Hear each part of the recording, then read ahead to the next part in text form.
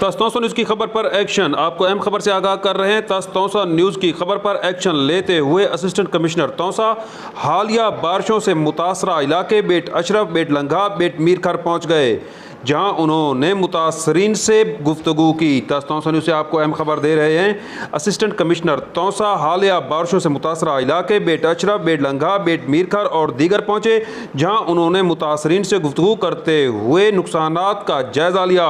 इस मौका पर उनका कहना था कि नुकसानात के तखमीने के लिए जल्द टीमें इलाके में भेजी जाएंगी जो किसानों के रिलीफ के लिए काम करेंगी। आइए आपको दिखाते हैं इस मौका पर असिस्टेंट कमिश्नर तौसा ने क्या कहा।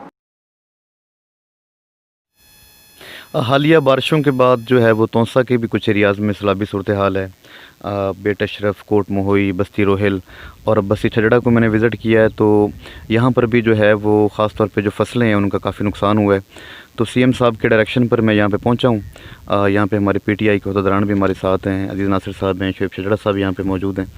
तो यहाँ पर सीएम साहब की हिदायत के मुताबिक यहाँ पे हमारा रेवेन्यू स्टाफ कल आएगा। यहाँ पर जितना नुकसान हुआ है वो चाहे फसलों का है या माल मवेशी का या चार दीवारी का है, तो उसको एस्टीमेट बनवा कर उसका इंशाल्लाह उसको कंपनसेट किया जाएगा। और दूसरा यहाँ पर बस्ती के लोगों का ये मुतालबा है कि यहाँ पर आपने देखा है कि एक बहुत बड़ी अच्छी यहाँ पर रोड बनी हुई है, 10 किलोमीटर का ये पैच है, इंतहाई खूबसूरत और बड़ा अच्छा बना हुआ है, लेकिन यहाँ पर कॉजवे एक जगह पे मिस है।